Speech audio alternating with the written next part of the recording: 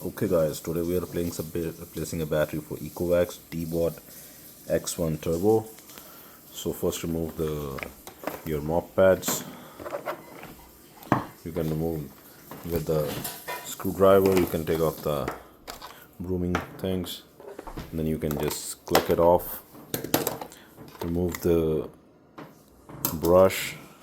Now you have 6 screws, one on this side, 1, 2, 3, 4, 5, 6. Just take this cover off. You have a battery.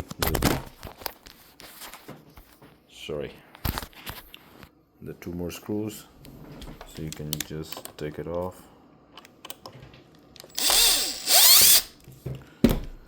And here you can access the battery.